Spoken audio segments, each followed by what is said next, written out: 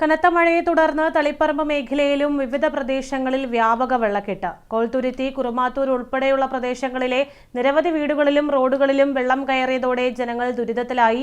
നിലവിൽ മഴയ്ക്ക് ശമനമായതോടെ പല ഭാഗങ്ങളിലും വെള്ളം ഇറങ്ങി തുടങ്ങിയിട്ടുണ്ട്. കനത്ത മഴയെ തുടർന്ന് തളിപ്പറമ്പ് മേഖലയിലെ വിവിധയിടങ്ങളിലുള്ള വീടുകളിലാണ് വെള്ളം കയറിയത്. കോൾത്തുരുത്തിയിലെ ടി.പി. രാജീവന്റെ വീടിന്റെ വരാന്ത വരെ വെള്ളം കയറി. പ്രദേശത്തെ 10ഓളം വീടുകളിലും മുറ്റം വരെ വെള്ളം എത്തിയിരുന്നു. പറശ്ശിനി മുത്തപ്പൻ മടപ്പുരയിലേക്കും വെള്ളം കയറി. നിലവിൽ ആരെയും ദുരിതാശ്വാസ ക്യാമ്പുകളിലേക്ക് മാറ്റേണ്ട സാഹചര്യം ഉണ്ടായിട്ടില്ല. കുറുമാത്തൂർ പ്രദേശത്ത് മഴക്കെടുതി രൂക്ഷമായി. 20ഓളം വീടുകളിലാണ് വെള്ളം കയറിയത്. കീരിയാട് സ്വദേശിനി ഭവാനിയും ഇല്ലംവയലിലെ ടി.കെ. ഗൗരിയും ഉൾപ്പെടെ ബന്ധുവീട്ടിലേക്ക് താമസം മാറി.